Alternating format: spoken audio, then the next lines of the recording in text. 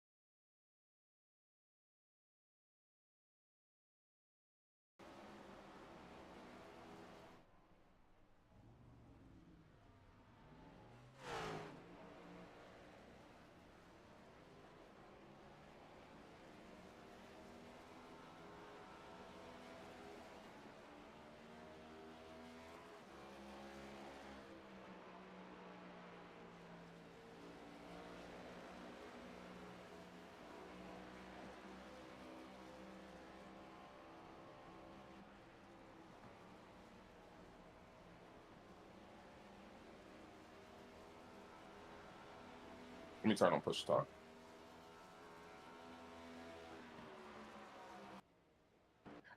Welcome to the DES iRacing race here at Iowa in the NextGen car. This is our second race of the playoffs. These guys are looking to get ahead of the game on this short track action. It's not a night race. We got a lot of sun out here. These guys are going to have to be battling the elements as well as the cars around them.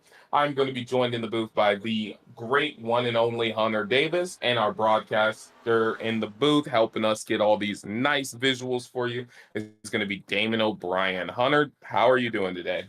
I am looking forward to playoff race number 2. You know, we have a really tight battle heading into this. We're only one race in. Right now, Matthew Tennant is pulling away over last year's champion, Brandon Hinton, in the playoff picture. So it's going to be interesting to see how these guys navigate through the difficulties of this evolving Iowa track. And, you know, that's pretty interesting. Matthew Tennant hopping up there, getting that race win last week at, I believe it was Dover, and locking himself in as the points leader right now. It's an interesting one because, you know, we thought Brandon Hinton or, you know, Tom Ringer or any of those guys would just run away with it because they, you know, Brandon Hinton was our first ever champion, and now they've got this curveball thrown in there. And I mean, you got to keep in mind also the entire group of the people in the points right now are the top 7 are separated by only 11 points. Yeah, and that's such a small difference. But when you look at it in the track, we're only in NextGen we don't run any stage breaks, so we're only counting the finishing points.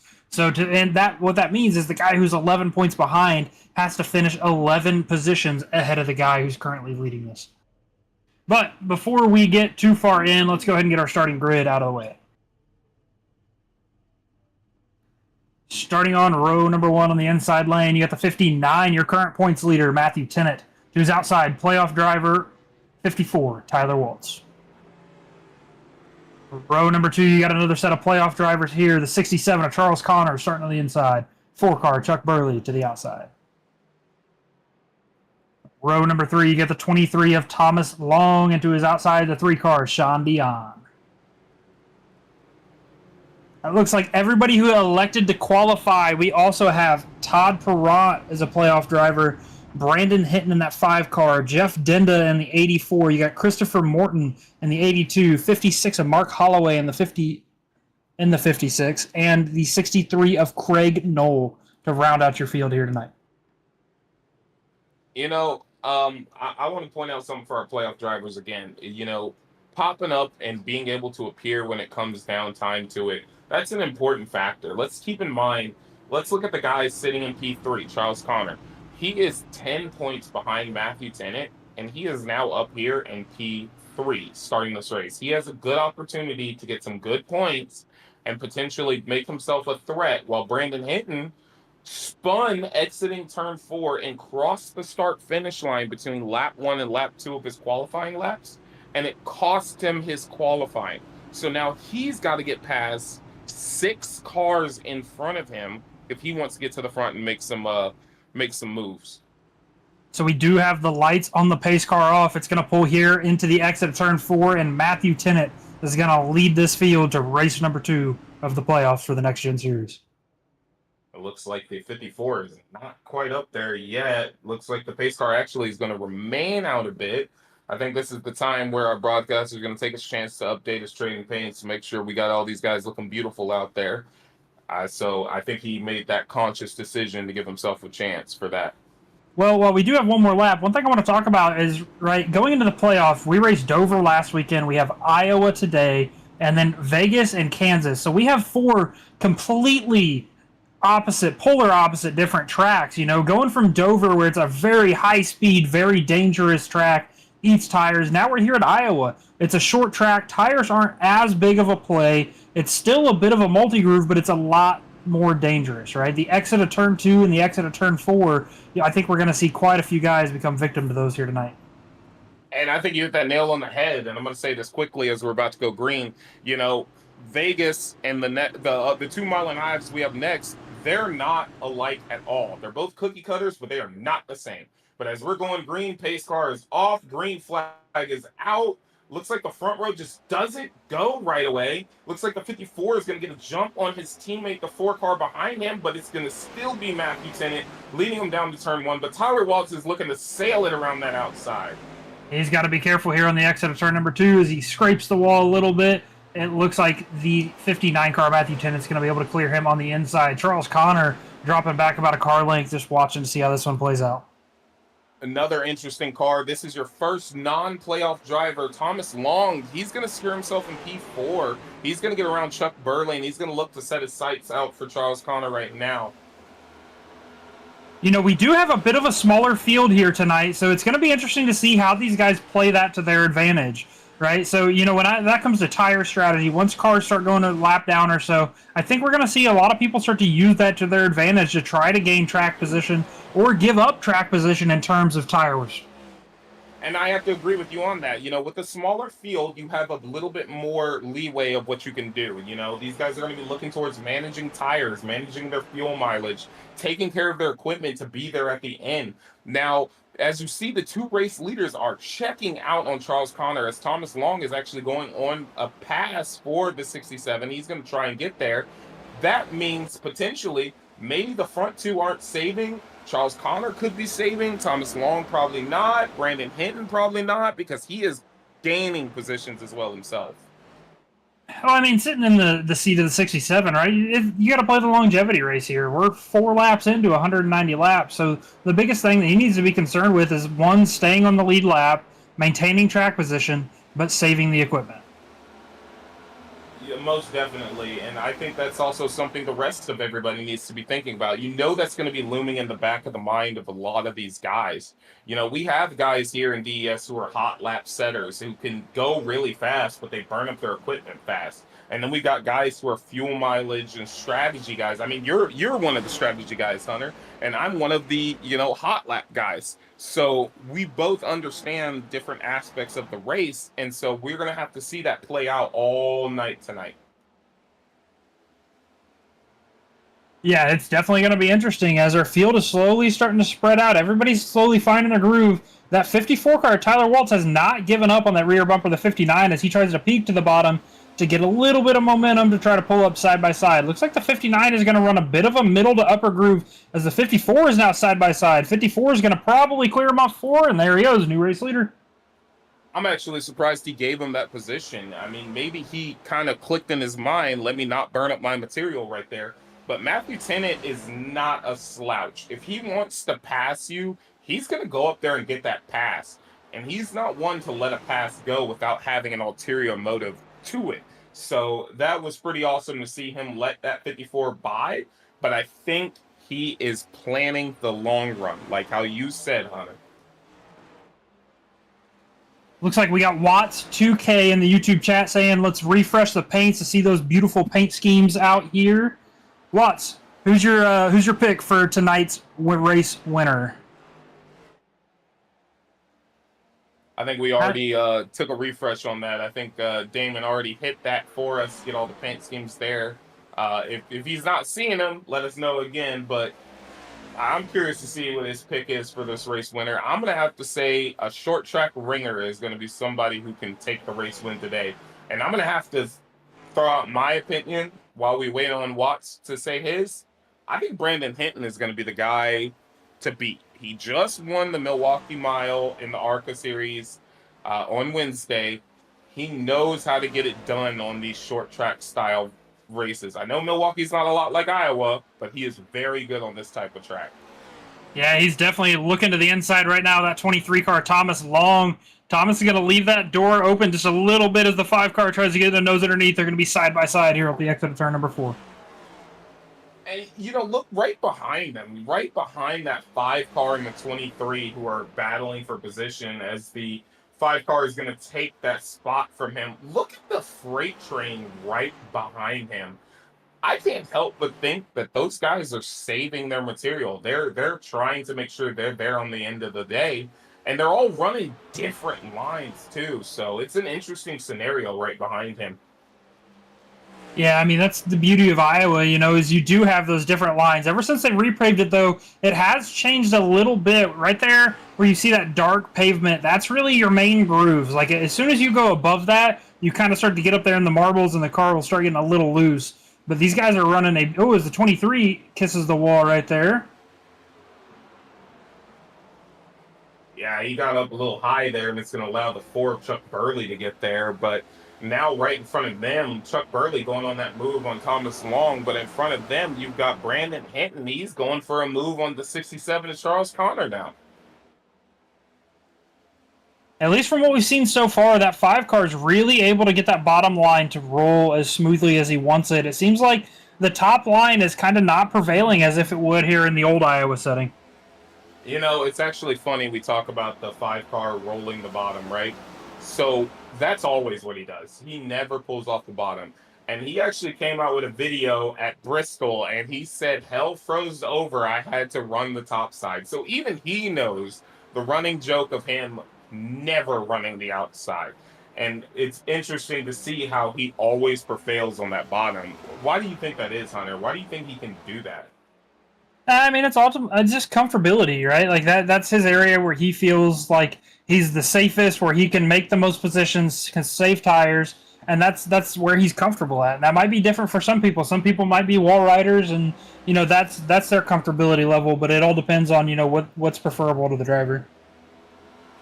Yeah, he definitely puts on an amazing show running just that bottom side. So it's pretty interesting. But to highlight on the racing a little bit more, Thomas Long has dropped all the way back down to P7. Do you think he is backing off too much, or did maybe he burnt his stuff up very early on?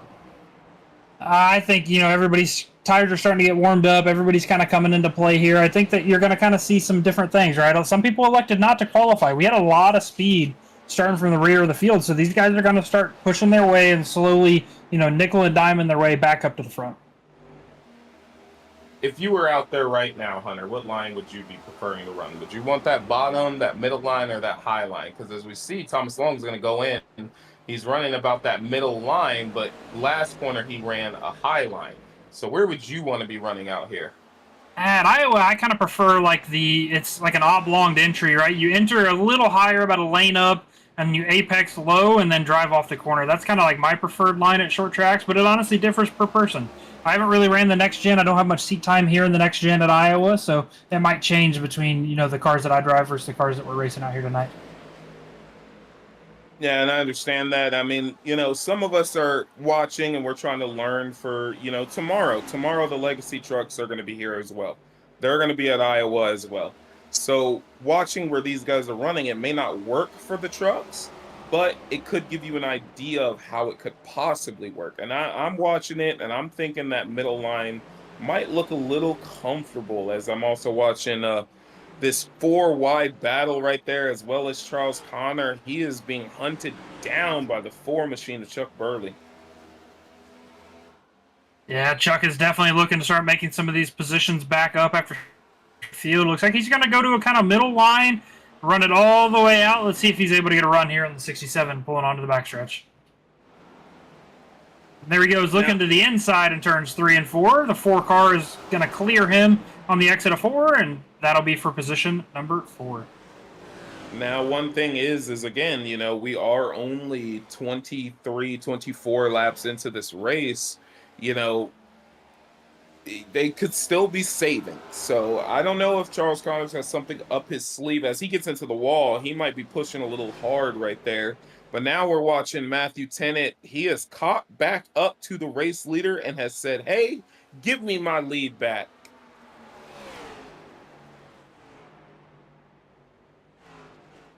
They are side by side here off the exit of turn number 2. I think the 54 is going to be able to carry this momentum here. Let's see if he cuts him off heading into 3 and 4.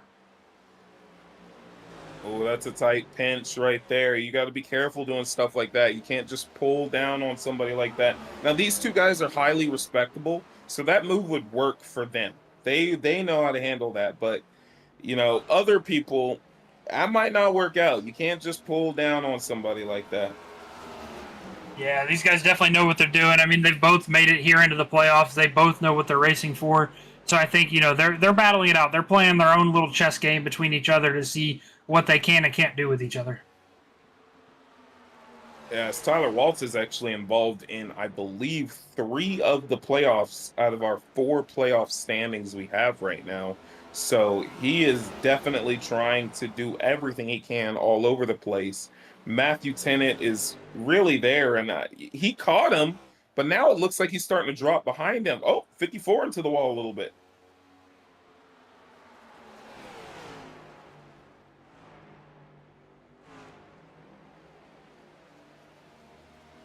As we look through the field here, it looks like a lot of these guys are starting to spread out, get quite a few car lengths in between each other. So now's the time where you start playing. You're racing against yourself.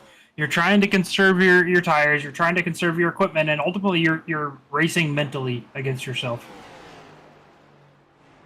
Yeah, I have to agree with that because if you look at our top 6, which are even our top 7, which are all playoff drivers, by the way, they are all spread out a lot. The closest margin is what Tyler Waltz and Matthew Tennant have right now. Other than that, everybody has got at least a second or more between each other. So now it's just managing equipment out there. As Tyler Waltz is going for that, Matthew Tennant is going for that position again. And it looks like Tyler Waltz is going to run high and is going to give up that position. And another lead change, 59 of Matthew Tennant to the front. You get the 54 of Tyler Waltz running in second. But look who's slowly starting to come into that frame. You got the 5 car, Brandon Hinton, who started from the rear of the field. And, he benefited from them battling. He benefited from that situation. They're more concerned about each other right there on track and weren't as concerned about that car trailing behind him. And he is capitalizing on that. He has been able to run smooth. He hasn't had to change lines. So now he has an opportunity here to get closer to them and potentially put them under threat. Now, the big question that's going to come into play is what kind of fuel strategies are these guys looking at? I know we run a max fuel load here in the next gens. Not quite for sure how many laps that entails, but I foresee that coming into play here within the next near future. And that's a major thing about these types of tracks is you're always going to have a fuel situation going on. You have to pay attention to where your fuel is standing. And based off the way they're running, they cannot hope on a caution. I mean, these guys are running so good that a caution is probably out of the question. The Next Gen Series has gone green to checkered before, and this could potentially be another situation of that. So they've got to pay attention to that fuel window. Yeah, one thing that's going to be really tricky here at this track is the pit entry. Right there off the exit of turn number 4, down on the bottom, you're going to have your pit entry. Now you're going from a really slight bank all the way to a very flat surface to enter that pit road, and you're going from in the throttle to trying to get slowed down as much as you can. So I think we might see some issues with guys going down to pit road if we hit green flag stops. And that's the last thing these guys would want. They want to make sure they're getting there perfectly and not having any kind of issue. But I also want to bring this up again. You called out Brandon Hinton catching them, and he is. I don't know if it's just me, but it seems like he's getting closer and closer. It's a small amount, but he is getting closer. Let's see if we can take a look at their lap times, their last time by. Our leader, Matthew Tennant, a 24.2. You have second place, Tyler Waltz, with a 24.2. Third place, Brandon Hinton with a 24.1. Fastest on the track last time by. So he's got that extra 10. And now look at him. He's pulling up to the rear end of the 54. That is not something you want to have happen. But here's another thing that's also going on. They are catching their first lap car as Thomas Long has had a bad day today and has gone from inside the top 3 and is now your first car lap down. Ooh, almost cuts down on the 5 of Brandon Hinton. 5 was paying attention. Thankfully, he was able to get out of the way. 23 calling out. He's coming down to pit road right now. Now, he might have got some damage. He might have hit the wall or something, but he is definitely on pit road now, and he is your first car a lap down. That is the wrong direction you want your race to go here tonight. Let's see how long he's in there, if he's getting some repairs done. As we go back, the 5 car got a little bit of a gap there to that 54 once they, kind of got together with the 23. So it's going to be interesting to see if the 5 is able to start running them back down. Now, the 23 is on pit road. He is gaining tires. So now this is also going to be a unique moment for all of them right now. He has put a fresh set of 4 tires on. So if he catches you or catches a teammate, that is knowledge that they can now translate to each other and talk about that and see where tires are. That can change when you want to go into pit road. Yeah, one thing that's going to be interesting, though, is to see how these guys are able to play that strategy. You know, tires aren't necessarily that big of a factor. Once you maybe get 60 to 80 laps into a run, you'll start getting a little loose off of turns 2 and 4. But other than that, I mean, tires aren't necessarily as big of a factor here, as we still are setting low 24 lap times. That last time by, Brandon Hinton, fastest car on the track with a 24.1. Another car I want to call out who's catching a guy in front of him, and this is going to be one that I think me and you, Hunter, are going to really enjoy talking about. Back in P9 and P10, Jeff Dinda is closing in on Mark Holloway to pass him for position. He is going to sail it to his inside, and he's going to take that P9 position. Mark Holloway really out of shape. He's just really not settling well for him, and has definitely cost him a position. While I'm talking about that, Hunter, I bet you're wanting to talk about this 5 car who is now on the inside of Tyler Waltz right now. Looks like last time I saw we had another car on pit road. The 82 of Christopher Morton decides that it is time for his green flag stops, as he is now pulling off of the pits and will re-enter the racing surface on the exit of turn number 2. We do have a second place swap, but look at this. They're also really close to Matthew Tennant right now.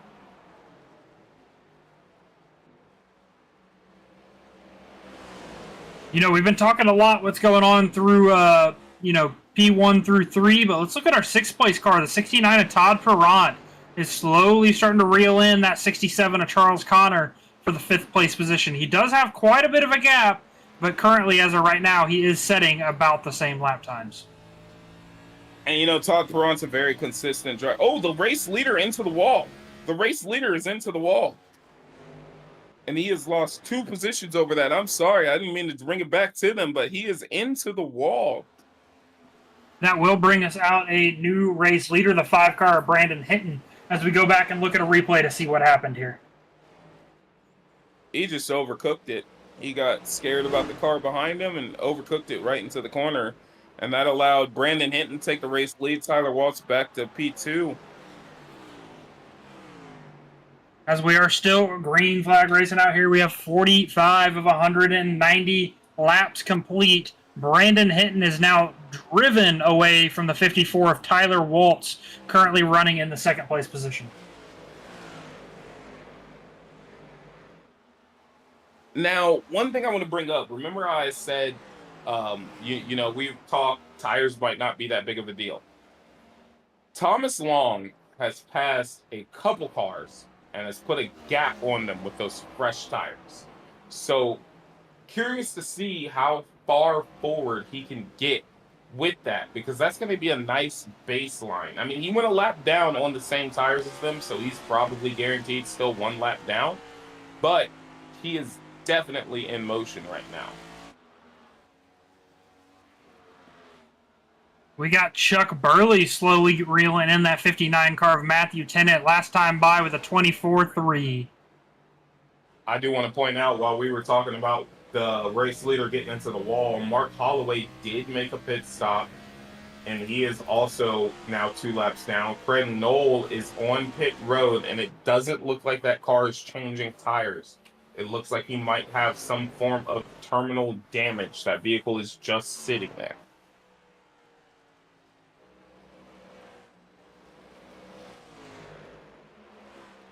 Yeah, not for sure. No, the 63 of Craig Knoll did change 4 tires, but it looks like he also got some repair done. 23 car hard nosing into the wall on the front straightaway. And our first caution of the night.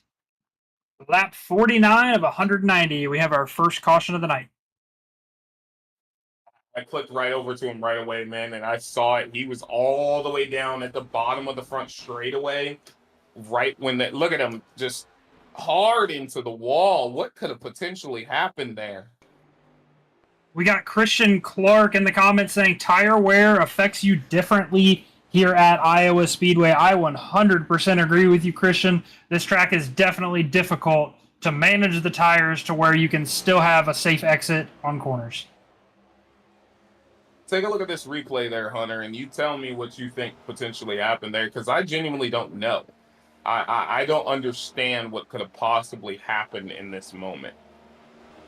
So what he was trying to do is he was trying to get the drive underneath the 69 of Todd Perrant, right? So if he's able to get that drive underneath him, he's going to be door-to-door with him. However, he got a little bit loose right there on the exit of turn number 4. Remember how I said earlier, we're going to see a few victims of turn number 4. Got a little bit loose there, and when he did, he clipped the apron and he overcorrected back up into the outside wall. That makes sense to me now. I just couldn't decipher that situation. So it's nice when you bring that analytical point of view to things and help dissect situations, because I didn't understand why that potentially happened. As we hit our pit stops under our first caution of the night, we're going to step away to a quick commercial break, and we will be right back.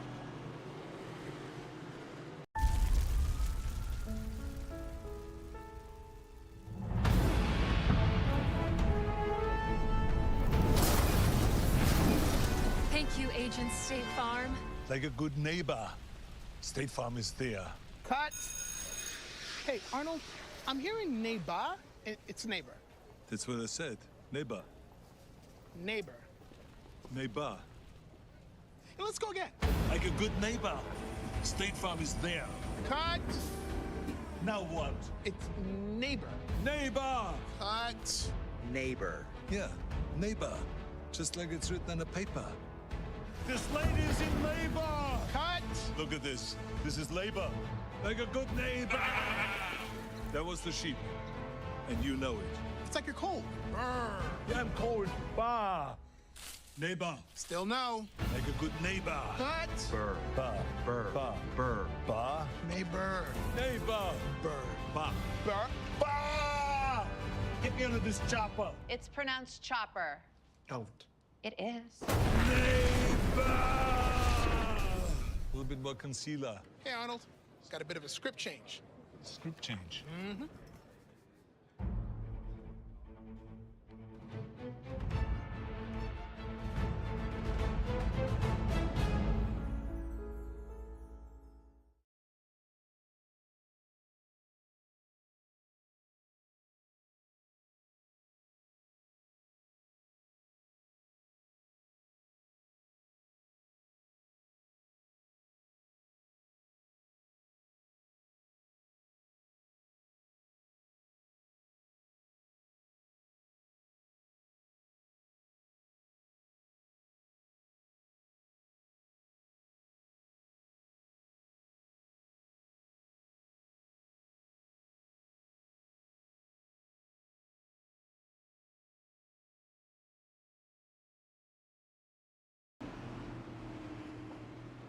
And welcome back after that quick commercial break. We do have a bit of shakeup here on the front row. You got the 4 car of Chuck Burley starting to the outside of the 59 of Matthew Tennant.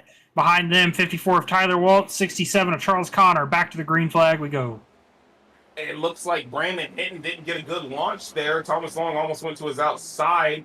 That's going to put Todd Perrant right next door. Look at Todd Perrant, man. He is sailing right now. He might actually become a threat to his teammate. 59 of Matthew Tennant. I was just about to say 59 of Matthew Tennant. Going to have a huge block to there to the inside. He's going to get an unfavorable exit off of turn number 4. That's going to allow the 54 to drive to the inside and secure that position number 1. Yeah, when you drive somebody down like that on the straightaway, it's going to sacrifice that exit. And 67 into the wall. But it's going to sacrifice that exit. Now he's got to take a couple laps. And I know he doesn't want to hear this and he doesn't want to believe this, but he's got to take a couple laps and reset himself and get back at that 54. But he's probably not going to get a chance because that 4 car, Chuck Burley, is all over him now as is. I was just about to say, I don't think he's going to get a couple of laps reset as a 4 of Chuck Burley is now looking to capitalize off of that battle there as he's pulling up to the rear bumper of that 59 machine. One thing we did have a really big shakeup. The 5 car Brandon Hinton, who was leading under that last caution, has now dropped all the way back to the 6th place position as he just secures P5 from Todd Perrant. But, you know, even with him having his issues to where he's dropped back, we know that he is methodical enough to get back towards the front. I mean, in that early race stint, we watched him pass cars, we watched him line up cars and take care of the situation as best as possible. and he's going to continue moving. As he is now 54, slowly starting to drive away from the rest of the field. Let's kind of go back through the field and take a look at some of these other cars and see how they're doing. 84 of Jeff Dinda having some technical difficulties, said his screen froze up on him. That is one thing that is unique here to the iRacing. It is a simulator. These guys are racing at their houses or wherever they elect.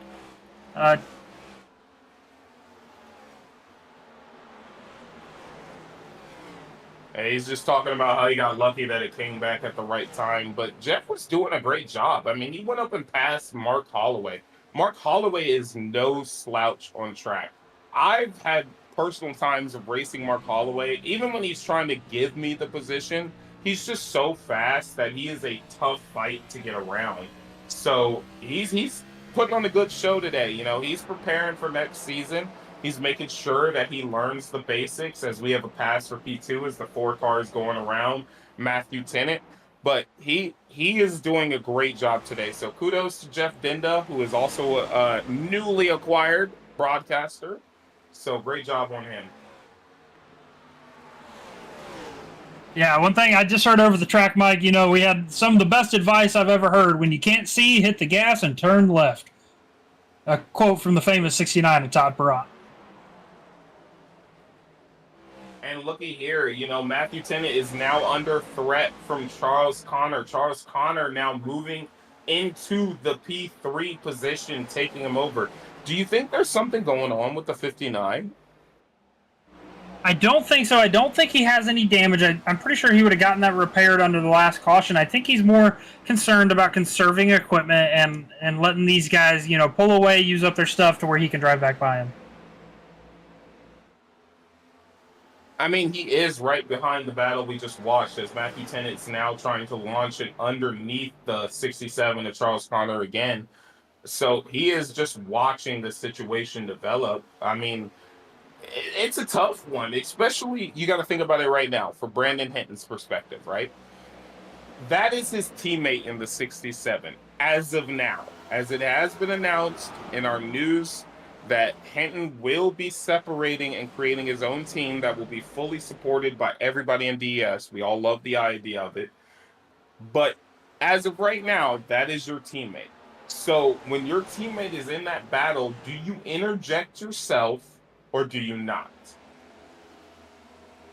I mean, everybody out here, you know, that's in the playoffs are racing for a championship. So once you get to this point, you make it to this point, you know, it's kind of the gloves are off and we're all fighting for the same thing here.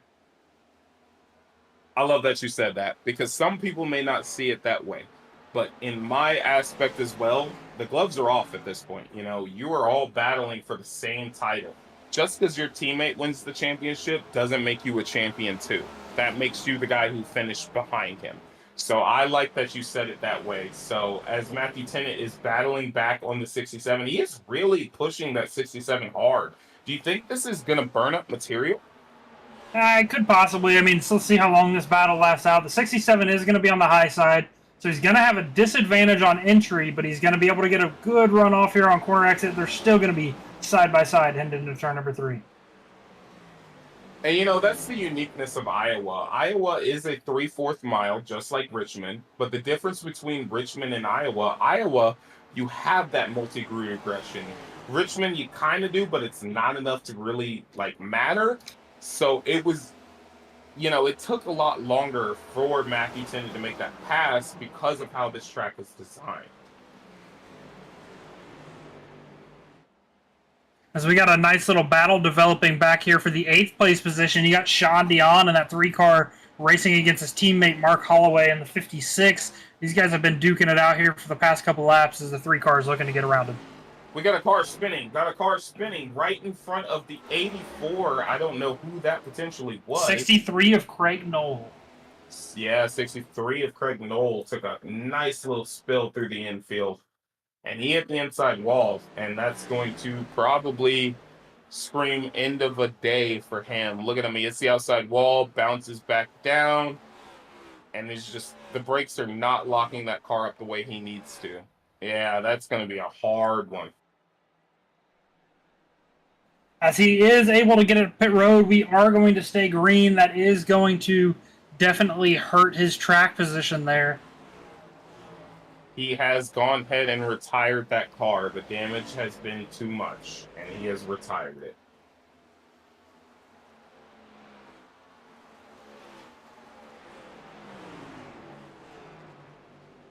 Brandon Hinton with a beautiful pass on the 67 Charles Connor. He's going to get past him, and now he's going to look to set his sights on Matthew Tennant, another guy. Now, here's the thing. Brandon Hinton has not actually passed Matthew Tennant yet.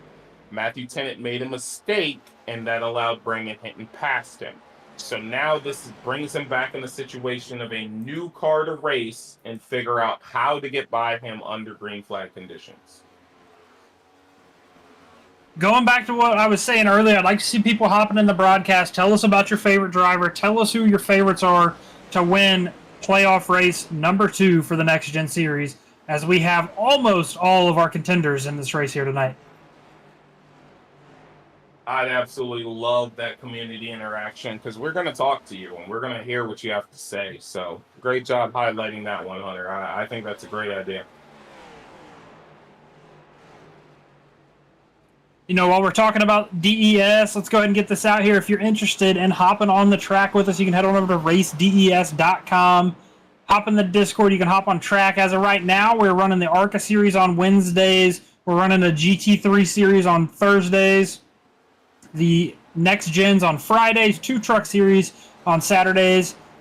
And the Xfinity car on Sundays. We have a lot of new changes coming in here for next season. So if you're interested in starting the next season with us, head on over to racedes.com.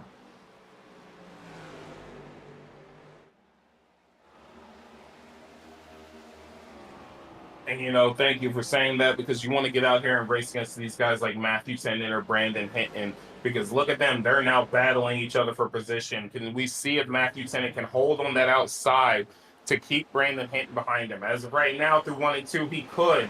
But can he do it in 3 and 4 as well? He's going to pull down in front of his nose. I think Brandon Hinton's going to get there. I think his consistency level is going to help him out a lot. Yeah, I think he's there. He's just going to keep nickel and diming down. Last time around, Brandon Hinton running a 23.9. You had the 59 to Matthew Tennant with a 23.9. So almost identical lap times to each other as these guys are battling it out. Yeah, and it looks like Matthew Tennant has extended that gap by about a car and a half length right now. But it's just a matter of time before that 5 machine is back there. And while they're also doing this, keep in mind that they're also catching the car in front of them, which is Chuck Burley. So they are moving in the direction of Chuck Burley, but the more they fight, they could potentially lose that gap.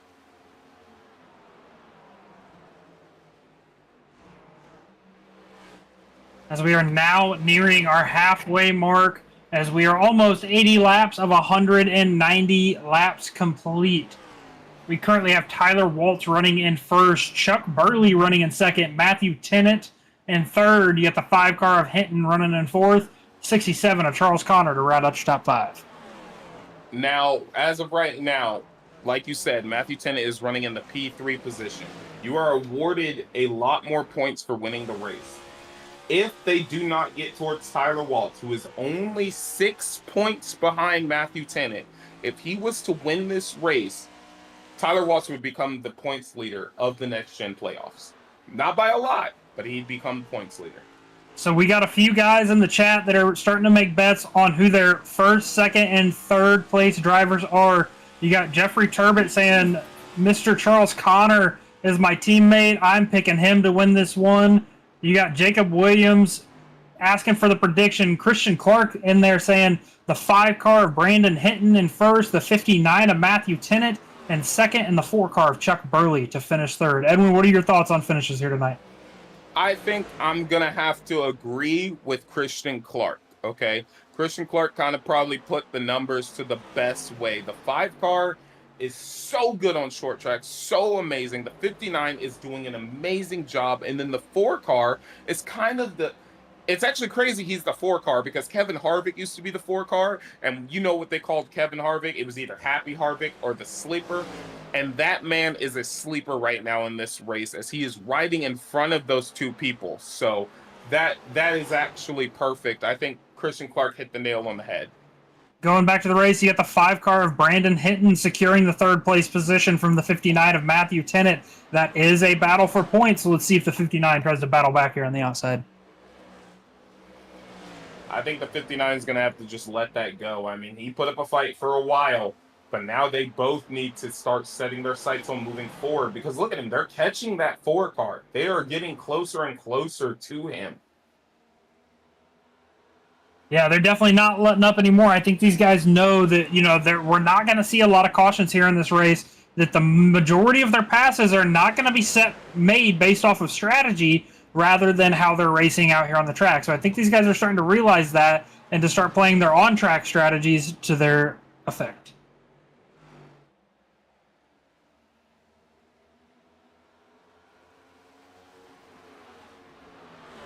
I do like we have the fan interaction right now. I think it's a perfect time. So you guys get to talking about it, you know, start talking about things you're seeing. Let us know things that we can look at because right now the 5 car is going after the 4 car. So if you're watching and able to type in that chat, tell us what you think he should be doing versus what he is doing. That's an interesting question to bring up.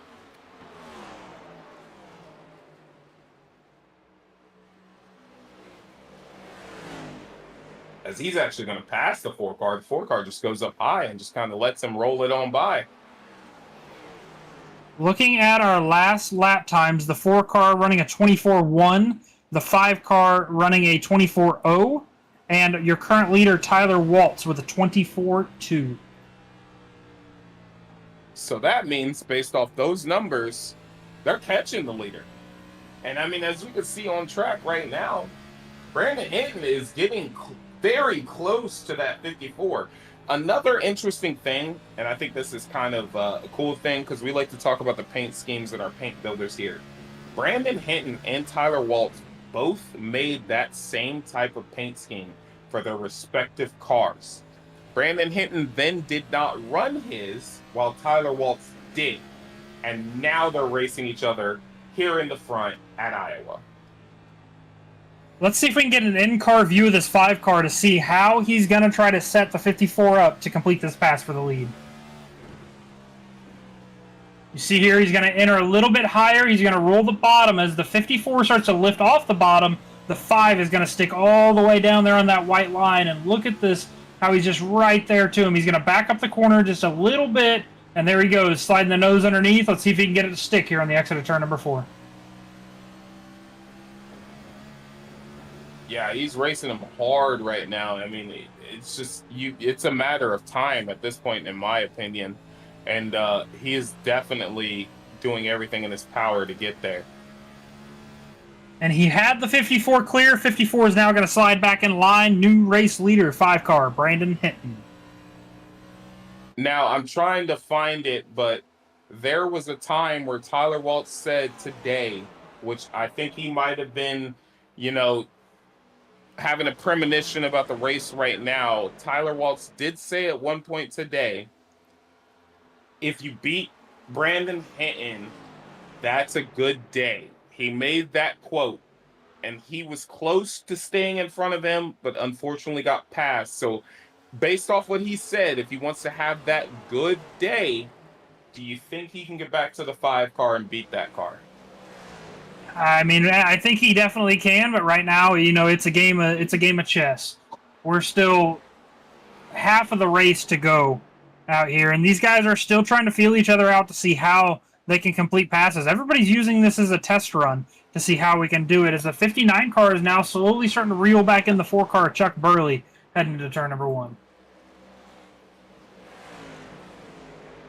Yeah, they're fighting hard out there, man. They're really doing something. Oh, and I just found the quote. Anytime you can beat Brandon Hinton, it was a good day. And he is currently the guy in the position to beat him if he can get to him on pit strategy or anything like that, as we are less than 100 laps to go in this race. Yeah, I really think this race is all going to come down to strategies and how these guys are able to play it. I mean, we've seen that tire wear can definitely have a factor in it. I mean, look at the 23 of Thomas Long, who short-pitted the rest of the field and was able to start completing those passes. So I think it's going to be interesting to see how these guys are able to maneuver their strategies to where it's going to benefit them at the perfect timing, being lap 190. And I think you're 100% right, but as of right now, we've had a lot of laps on these laps right now. Brandon Hinton has taken the lead. Tyler Waltz is currently heading backwards towards the 4 car, but you got a guy like Matthew Tennant who is still holding on, who lost a couple positions right there initially, but now they're all kind of stabilized. Like, second through fourth are all right there together. I think all those guys have roughly the same level of tire, but then you've got a guy like Charles Connor. He's 4 seconds down on those guys, but still 3 seconds up on the next guy behind him. So they definitely need to be paying attention to their tire wear and their strategy and situations they got going on. Looking at the 67, the last time by was a 24.5. Compared to Matthew Tennant's 24.3, you had Chuck Burley with a 24.3, Tyler Waltz 24.4, and your current race leader, Brandon Hinton, with a 24.1. Brandon Hinton is just setting on a whole new pace. Brandon Hinton is really changing the game right now. They're all on the same tires. They got 40 laps on their tires, but Brandon Hinton is really 53, sorry. He is really setting a tempo now as he's putting Thomas Long another lap down right now. Looks like that 23 car has some right front damage that is definitely going to be affecting his drive in here. So he's currently sitting 3 laps down. You have Mark Holloway in the 8th place position, will be your first car 1 lap down. His teammate, the 3 of Sean Dion, is going to be racing him for that lucky dog spot should a caution come out.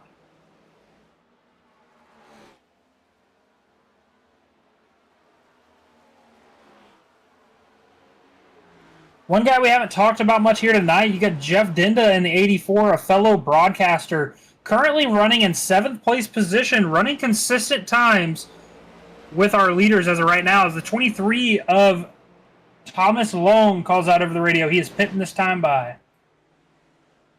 And, you know, we got to talk about the Jeff Dinda thing. You know, you brought it up, you highlighted on it a little bit. He's being very cautious. Jeff Dinda has been taking his time and has been learning who he's racing against, how to race, best way to make passes, best way to log laps, and that's what he's been doing. I think, and this might be a crazy estimate, but I think Jeff Dinda is going to be a serious threat come to next season because he's not going to have to be patient. He's not going to have to pay attention to anything. He doesn't have to be careful. He can come out the gate running the way he wants to. So I think that guy is doing an amazing job, and it's showcasing that he might be a true threat next season. We got Christian Clark in the comments saying he suspects they're going to be pitting around lap 100. Probably see them pit again around 145 to 150. We're not quite for sure what their fuel window is here. I know the first run they made it about 60 to 70 laps or so. So I'd suspect they're very close to making it to the end on fuel, but I don't know if they're going to be able to push their tires that many laps. So it's going to be a huge, toss-up, magic 8-ball question as to how these guys are going to manage their fuel strategy and tires to complete this race. He might have to revamp that statement there because we are past lap 100. We're at lap 105, about to enter lap 106. And it does not look like these guys are anywhere near slowing down. So we base it off of what he's saying of pitting again at lap 145 or 150. If they pit around, say, lap 110, we're going to see them pitting around 160, 175. 54 of Tyler Waltz hitting the pit road this time by as he gets that 54 machine slowed down to enter. Man, it never fails to show how Christian Clark can make me a liar. That man is great at what he calls. 54 getting a clean stop here as he's pulling into his pit box. Let's see if anybody else is going to follow him down. As right behind the 84, we were just talking about Jeff Dinda. You got the 5 car of Brandon Hinton slowly coming into that rearview mirror. So he's under risk of being lapped, but at the same time, Tyler Waltz has pitted. We did see Thomas Long gain a lot of time when he had pitted versus everybody else. So now the question is, how much will he gain? How much will Tyler Waltz gain on Brandon Hinton if Brandon Hinton stays out long? Brandon Hinton is known to stay out and run as long as possible. He does not short pit. So I'm very curious to see where he can get at on him. I'm going to keep an eye on their lap times here. As of right now, the 5 car is still running low 24.1s compared to most of the field is running mid 24s. Let's see how the 54 stacks up. Now that 5 car also at the same time, while we're planning on this of him having the battle against, the 54 Tyler Waltz, he also has lap cars in front of him. The 56 gave him the position, and the 56 is also now going to go to pit road. But the 5 car still has 84, as the 54 has caught the 5 car and is now trying to get his lap back the old-fashioned way. Last time by, the 54 with a 22.9, and the 5 car 24.2. So he is almost a second and a half quicker on those fresher tires. Let's see how long the 5 intends to stretch this strategy. And Jeff Dinda gets out of the way, and he actually runs his car into the wall to prevent affecting them.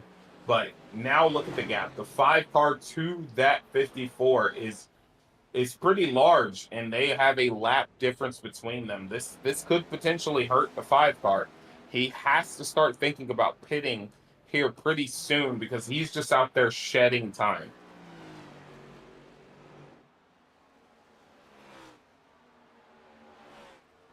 And looking at it, so you got Tyler Waltz 1 lap down, Matthew Tennant 1 lap down, Charles Connor, and Jeff Dinda. You have 3 cars who are still remaining out there on the track who are on the lead lap previously that are out there still running, as the 59 is now off the pits, cycling right behind the 5 car, Brandon Hinton.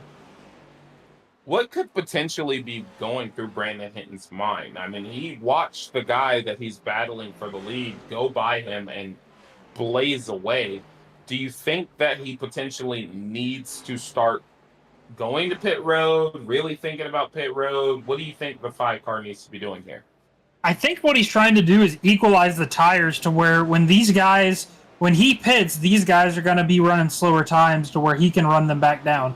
If he were to pit right after the 54, he'd be giving the 54 the advantage because he's already going to be up to speed by the time the 5 is exiting pit road. But is there the chance that he's losing time, though? Because, I mean, he's now getting past by the 59 as well. Is there a chance that he is giving up more than he could potentially gain? Oh, I mean, absolutely. You're going to be losing time. You're on a lot older tires. I would say probably somewhere between the 80 and 90 lap ballpark, right, compared to fresh sticker tires. So he's definitely going to be giving up time as... Oh, I thought he was going to show that he was entering pit road, but it looks like he just had a little bobble there coming off the exit of turn 2. As he was slowing down, and we got the leader 5 car on pit road.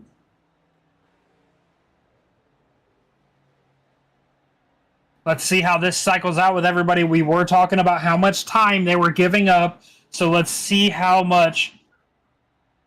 You got the second place car of Chuck Burley hitting the pit roads as well.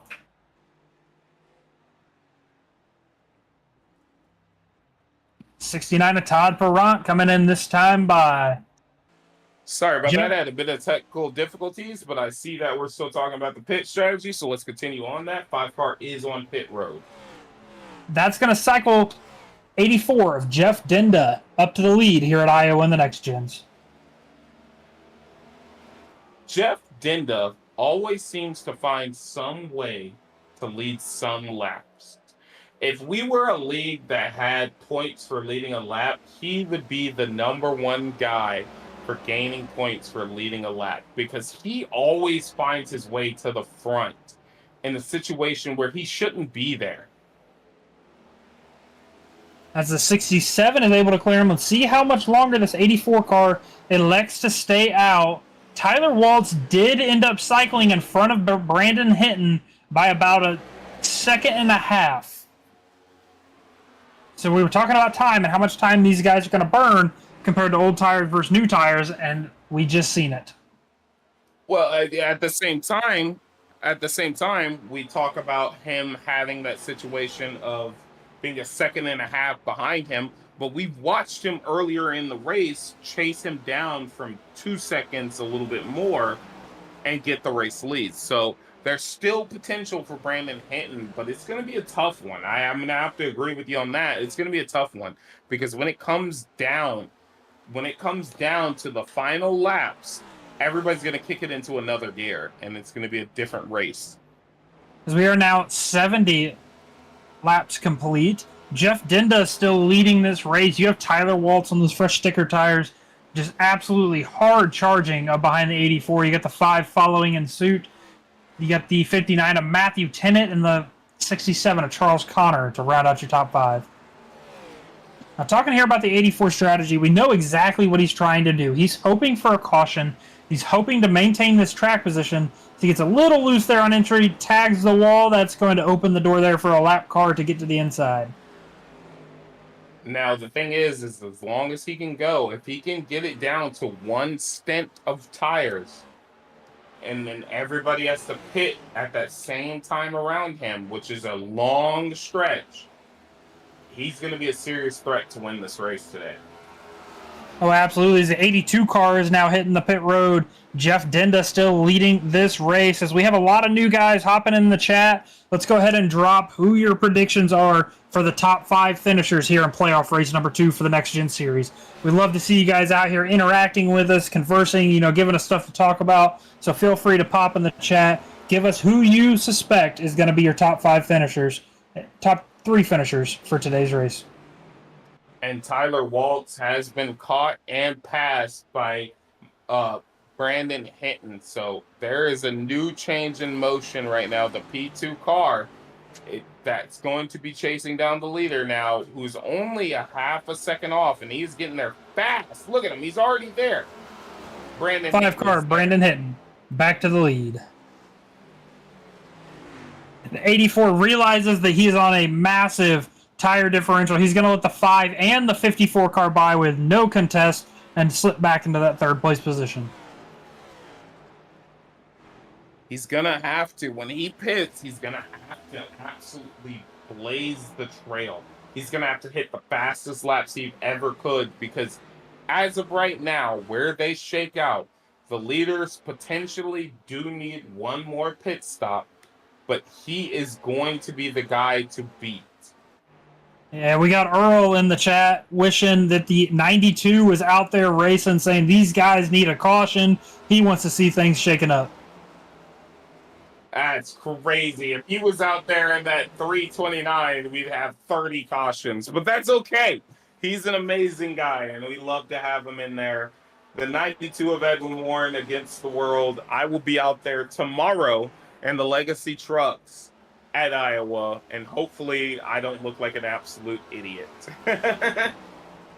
As we continue this Next Gen race, we are currently in, like I said earlier, we are currently in a recruitment stage for the upcoming season. We do have lots of spots that are opening up. So if you guys are interested in hopping on the track with us, head on over to raceds.com, hop in the Discord, chat with us, and get out on the track with us. Yeah, we are actively working on opening up slots and numbers and everything like that. So, Hunter Davis does a great job helping out and then, running things how he does. And so does Damon O'Brien, Earl Lee, the whole race committee. I would say all their names, but it's a little hard to do all that right now. But I think it's going to be a great time next season. So follow what Hunter Davis said here and go to raceds.com. And Jeffrey Turbot chimes in. Edwin destroys everything on track and not talking about lap records. That's crazy, Jeffrey. You haven't even beat me in a race, but we're fine. That's okay. As we're going back here to the track, you get the 5 car who has secured this lead and driven away from that 54 of Tyler Waltz. You got Matthew Tennant to follow up. Jeff Dinda still elected not to pit. He's seceded that 3rd place position to the 59 car. 4 car of Chuck Burley looking to get around him next.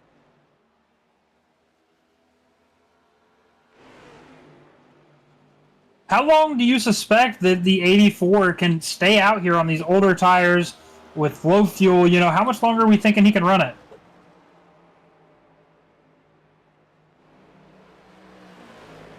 Just got word that the 84 has 79 laps on his tires. He is going to push this fuel strategy all the way to the end as much as he can. As the great Earl Lee in here, Edwin is a great racer. Looking forward to seeing him on the track tomorrow night here at Iowa. I'm going to have to say my opinion. I think Jeff is running out of time for his strategy to work. I mean, I think he should have been on pit road 5 laps ago. It's coming down to crunch time. He's got to make sure that he has enough time in the race, because he's gonna go a lap down. He might even go 2 laps down. So he needs to make sure he has enough time to cycle through that avenue. And then again, Early, thank you for that compliment. I appreciate it. You're one of the best people I've ever met. Thank you, sir. But I would have to disagree with you. I would have to disagree with you. I think once he's committed to this strategy, he needs to ride this strategy out for as long as he can. Before we cycled in, he was in the 7th place position.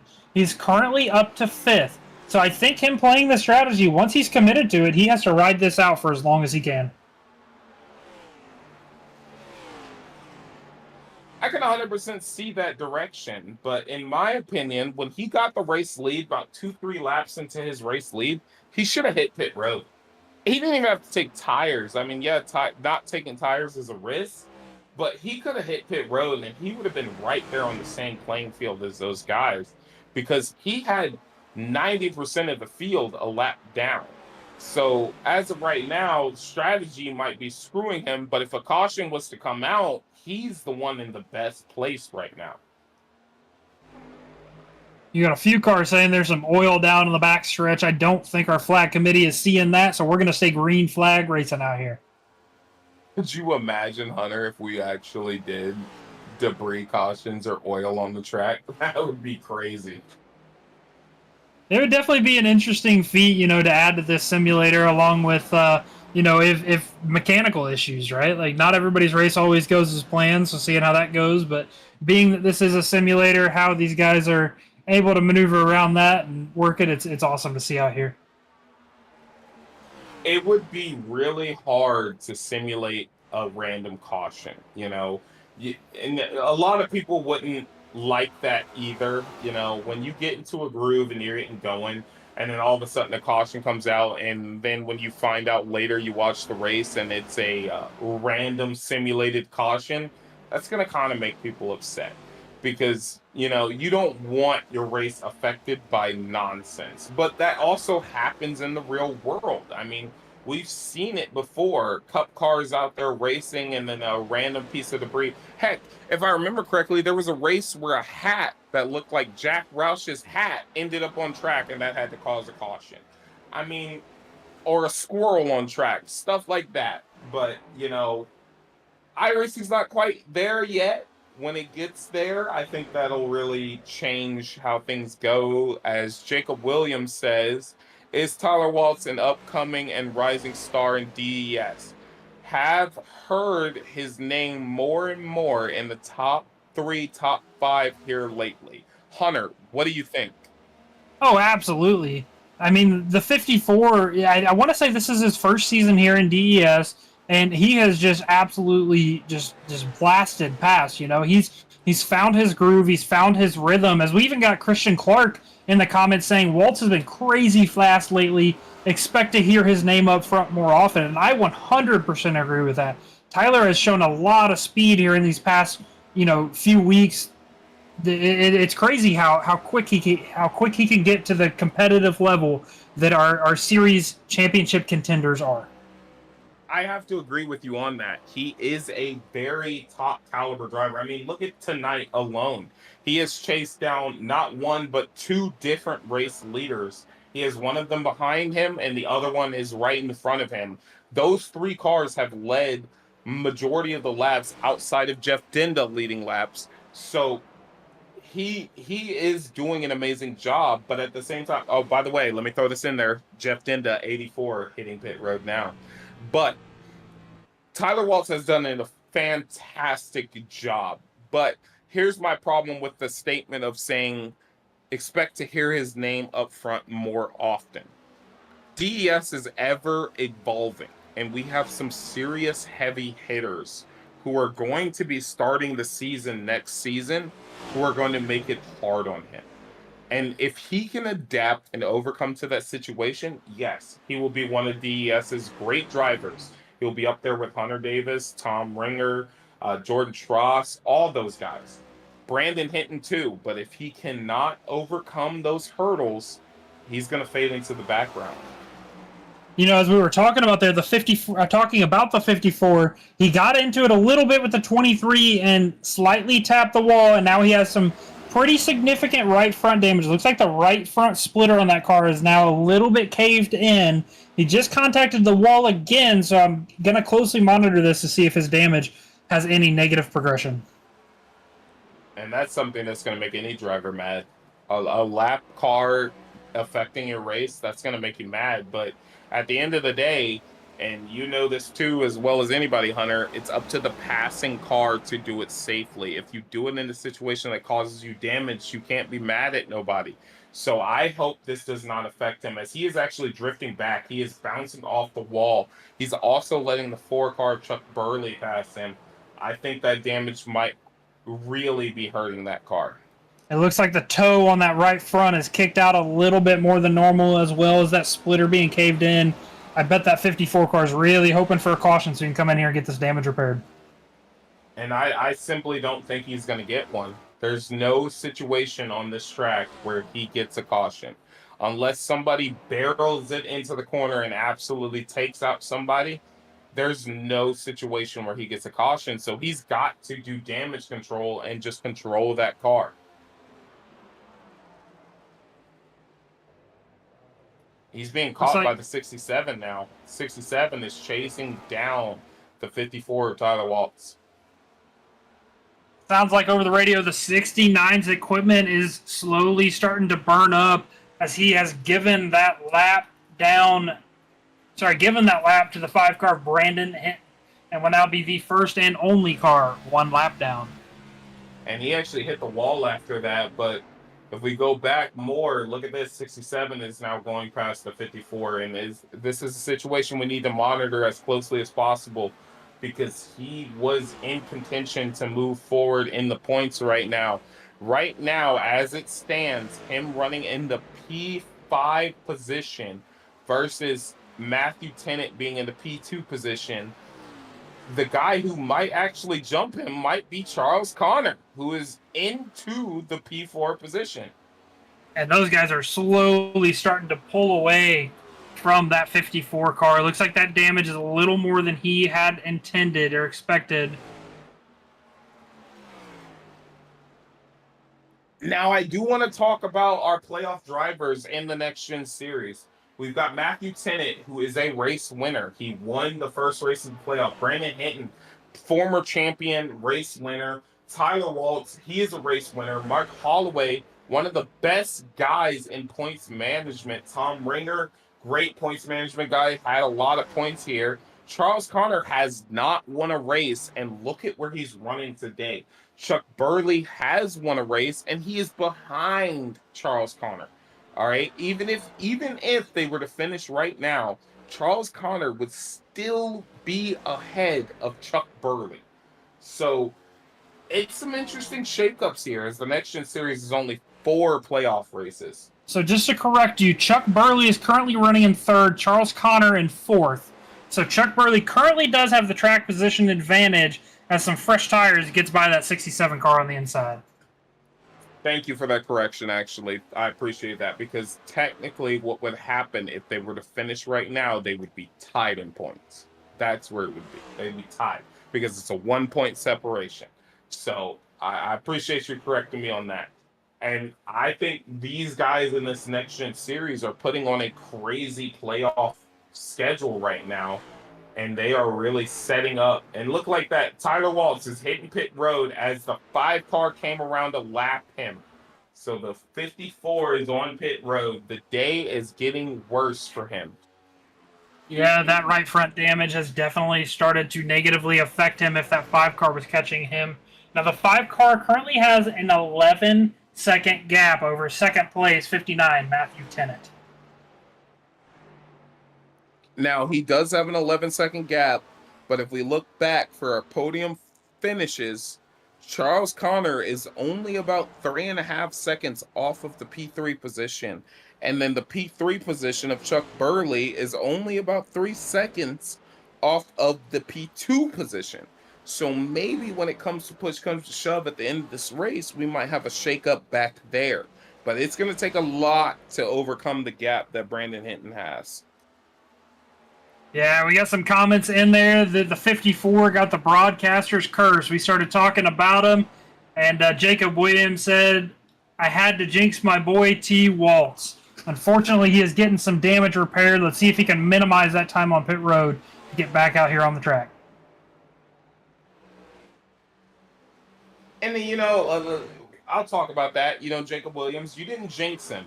Tyler Waltz is a phenomenal driver. And, sometimes things just happen. I tell you right now, man, if you get to talking about him next week in the next-gen race, you might not have this situation. Tyler Waltz is a great driver who knows what he needs to get done. I find it hard to beat him. I mean, even Hunter, you've raced him before. Is it hard to beat him? I mean, absolutely, man. Everybody out here provides good contention up here. As while we were away, the 56 of Mark Holloway hit pit road. You have the 23 of Thomas Long cycling in this time by. I love the community outreach we got going on right now. Thomas Long hit pit road right now. And then actually Tyler Waltz is back on pit road. I think that car is really hurt and he was not able to continue. But, we love talking about people, man. If you guys hop in here and you talk about any of the drivers you like, we will definitely talk about it. If you want the analytical approach, Hunter Davis is your guy. If you want to talk about their strategy and stuff like that, he's going to give you a great insight. If you want the excitement talk about, I got you on that. We're going to have some fun with this, but definitely Tyler Waltz, great day turning to a bad day, but I know Tyler Waltz. I know how good he is. Next-gen race, he's going to rebound in a way that we didn't expect him to. And we'll touch on that one a little bit. A lot of things here out on the racetrack revolves around resiliency. How can you bounce back from something happening? Going into this race, Tyler Waltz was 6 points behind Matthew Tennant in the playoff contentions. This is going to hurt him quite a bit, dropping all the way down to the 10th place position, now 6 laps down. And we do not have any drop races here in the Next Gen Series, but let's talk about the resiliency of that. He's going to find ways to put himself in the right position to get back to the front and still be in contention for this playoff. Absolutely. I mean, think about it. The next races are Vegas and Kansas. He is a great mile-and-a-half driver. So, yes, right now in his mind, he may be upset. And him talking to his team, he's upset. He's mad that this race went this way. But that's just going to fuel the fire to where he goes into Vegas and he just sets a whole new tempo. Because Vegas is not a short track. We've had 2 short tracks, and now we're going to a mile-and-a-half. That guy knows how to get it done at a mile-and-a-half. He 100% knows how to get it there. And he is going to be on a whole new level, in my opinion, at Vegas and Kansas. 84 of Jeff Denda having some more technical difficulties as he was mowing that grass in the front stretch of Iowa. Looks like he was able to safely re-enter the track and will not secede any positions. Speaking of Jeff Denda, this man is knocking on the door of a top 5 finish. The first car a lap down is in P5. He's 2 laps down.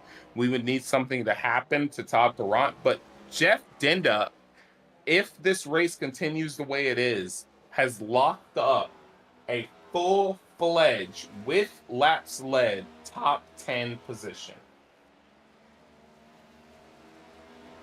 Which, honestly, being his first season here in iRacing is a really successful feat. Racing out here with guys who've been doing this for years and coming out here and providing that sort of competition is definitely something to be proud of. And he should 100% be proud of it, because let's think about it this way. I came in and I had no one to help me, and I had no one to really show me how to go do it, and I was able to, do something with it. It was nowhere near to the level of him. He's had help from people like you, Hunter, people like me, people like Christian Clark, most of Rap Fink, most of TRN, most of Beer Run. Everybody is there to help that man. And he has performed on a level that could not be imagined. So I'm really happy if he gets a top 10. That is going to set the stage for next season. Be wary of him because he is going to be a playoff driver. Looking back at our race leader, the 5-car Brandon Hinton has extended that gap to almost 14 seconds at this rate. He is trying to put this entire field one lap down and secure the race win here at Iowa. Now, if Akasha came out, do you think Hinton could battle back in the short run? Because it seems he's a good middle run to long run car. Do you think he could battle back if there was a short run? I mean, only one way to find out, but at this rate, I think we are going to say green flag here to the end as we have 19 laps to go.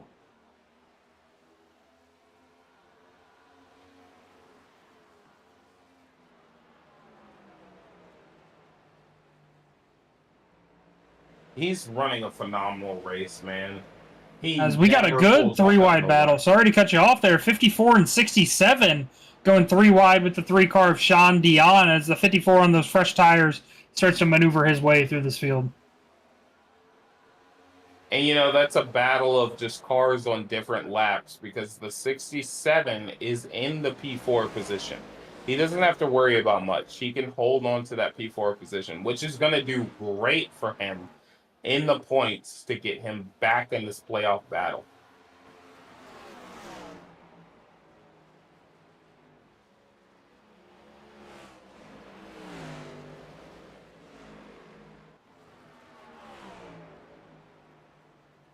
Let's see if we can get one of these in-car views and do one of those crank it up moments here for the remainder, or at least a few of these last remaining laps.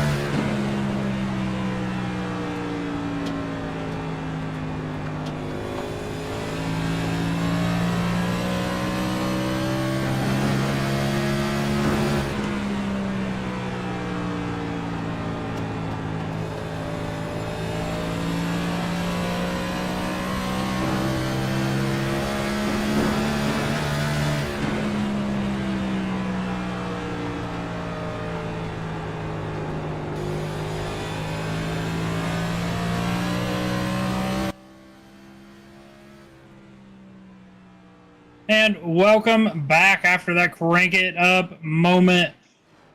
67 out there saying he has lost all momentum. I think he actually said he blew the right front tire on it. He wore that tire so far down that tire actually let go and he got a meatball and is required to come to pit road. And that's going to hurt him right now because he is trying to battle back into that playoff scenario. With him going down pit road, he might end up even behind Jeff Denda, Sean Dion, and at most, Mark Holloway. Let's see what strategy he plays here. If he takes right sides only, he might do all four. Looks like he is going to take all four tires and top it off on fuel, get back onto the track. This is unfortunately going to put him a couple of laps down, which is going to secede some positions. It's going to make it hard. The playoff image is going to be changing rapidly. And it's looking like that your top two contenders will be Matthew Tennant and Brandon Hinton with only 2 races to go. Charles Connor is an amazing driver, but he is far better on short tracks than he is on mile and a halves. So he's going to be on the back burner coming into this. Yeah, and with Las Vegas, if I'm not mistaken, coming up next, that's going to be an interesting track to see how these guys are able to do it. Yeah, we do have Vegas next and then Kansas to wrap up the season. So it's going to be interesting to see how these guys are able to manage tires. Vegas is a very, very quick track, but you could also burn tires there just as quick. That is true, and Charles Connor actually is going to be able to pass Jeff Denda immediately coming out of the pits, and now he's looking to set his sights on a blazing trail. If he can get a lap back and chase down Todd Perront, he could salvage a little bit more tonight. Looks like Charles Connor, the best he's going to be able to finish as of right now is that 5th place position, being the first car 2 laps down. You got Todd Perront running in 4th, who's currently 1 lap down. 5-car Brandon Hinton with a 13-second lead over 2nd place, 59, Matthew Tennant.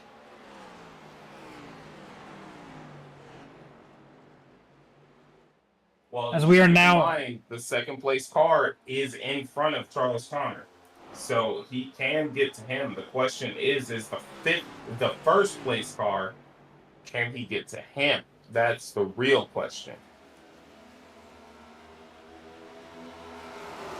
The 67 is going to try to follow this 59 to the high line. I think he's going to get a little impatient, slam it there on the bottom, and we might see a little bit of 3 wide coming here on the stretch. Nope. Side by side with the 59. He's working that machine, man. He is really trying his hardest because he knows what's at stake. He's got to get moving.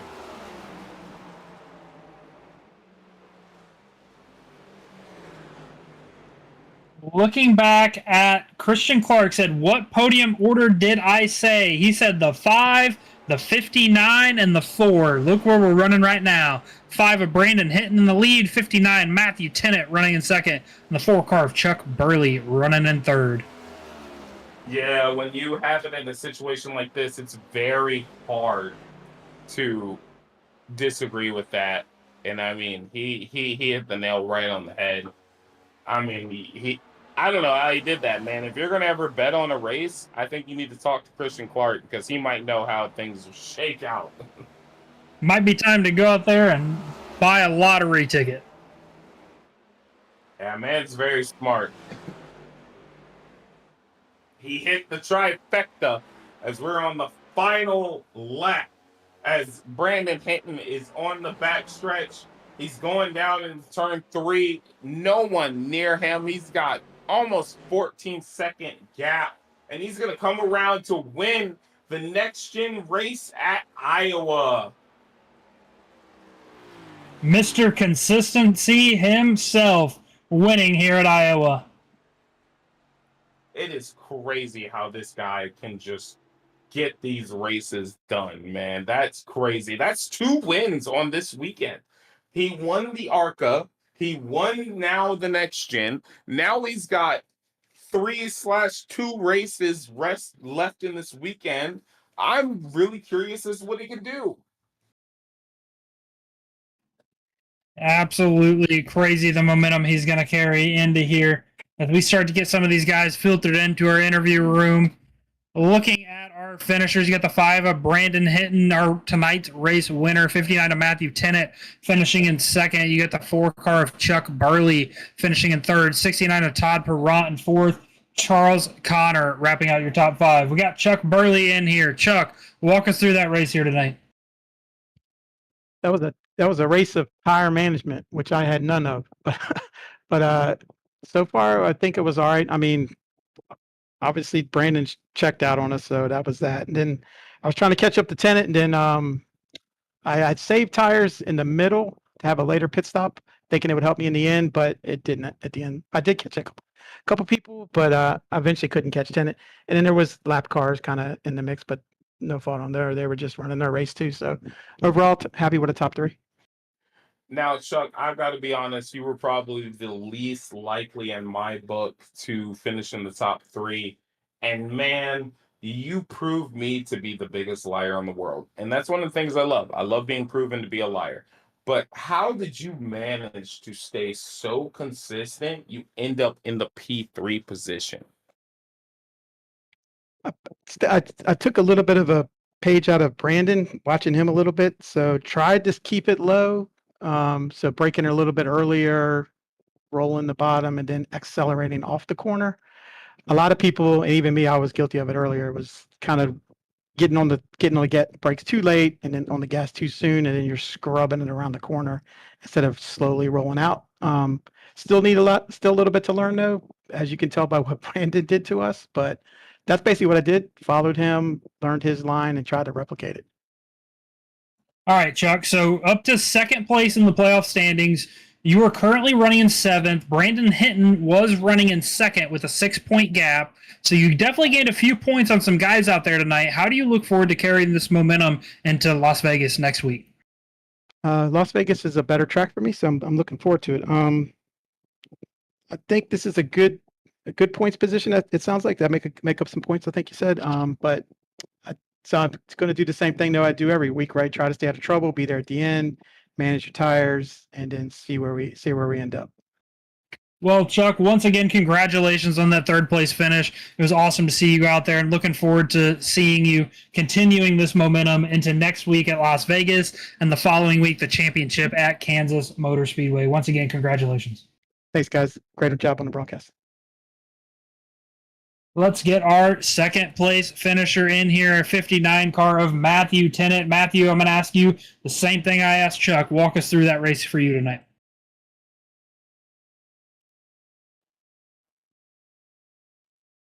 You got me? Can you hear me? We got you loud and clear. Okay, my bad. Yeah, I liked my chances from the beginning, but quickly realized after about 40 or 50 laps that Brandon definitely had to step up on the long run and really all the runs. He pretty impressive. I know the Xfinity race that we raced here a week or 2 ago, I was rolling the bottom and getting my left tires on the apron to kind of turn the corner. I just didn't like it or couldn't do it with this NextGen car. It was a little too squirrely, so I just ran my line and finished 2nd. Matthew, you went through a lot of battles early on and even had a little issues happen. And then you still progressed to a P2 position with 24 laps led. Was there any point in the race where you were kind of questioning where potentially you would end up in this race, or were you just committed to your plan? I mean, the green flag stops, I wasn't really sure how it was all going to play out. I felt like I got through there pretty quick, but when Brandon first went by me on the first run and I slid up to the wall, I was trying to shift for some reason. I was doing some of that in practice, but kind of got in between gears and ran up the track and actually had wheel damage and had to use my fast repair. So I was riding without a fast repair the entire race, basically. So looking at the current points layout, you are currently the points leader prior to this race. With Brandon Hinton winning this, you're going to be 1 point to the green. What are your plans for next weekend at Las Vegas? Keeping it going. I like Las Vegas a lot better. Hopefully it won't be as many green flag runs, because I mean, if that's the case, Brandon might as well take the trophy now. Well, Matthew, once again, congratulations on that second place finish. You're currently leading the point series, so I look forward to you carrying that momentum next weekend to Vegas and then to the championship at Kansas Motor Speedway. Once again, congratulations. Appreciate it. And we're going to go ahead and get our race winner in here in just a second. You get the 5 car of Brandon Hinton with an absolute dominating performance here, showing off that consistency as he has dimed that nickname himself. Here he is. Brandon Hinton, walk us through that race for you. Well, it was good that we had long green flag runs because that really worked into my favor. I was just good on the long runs. If we had caution after caution, I'm not sure I would have got there. But the long runs made me go, so it worked out for me. Brandon Hinton, man, you really showed how consistency can prevail. You even said in your own video when you posted it, hell froze over when you had to run the high line. You never pulled off your line once. What kind of mentality does someone have to consistently stick to something like how you do? For me, just speaking for me, it's just what I know. It's what I do. You referenced the Bristol. Everybody was on the top. You couldn't make the bottom work for nothing. So I had to learn on the fly in that race. But on 95% of the tracks, I'm going to be a bottom feeder. So it plays into my strengths, and I try to save as much tire down there as I can. And then that makes it go longer with the lap times and being able to be consistent with those. Now, looking forward, we got Vegas next week. We got Kansas and the championship round a week after. You are extremely close in points with Matthew Tennant. What is your game plan moving forward to secure the second championship in a row? Just doing what I've been doing. Just trying to be up there at the end. Try and get the best finish I can. Try and make no mistakes. Try and stay clear of mistakes and see where I'm at the end. Everybody's running great. Like the people that are up front are the people who's up front. So you know who you're going to battle and everything. So it's just going to capitalize and not make mistakes.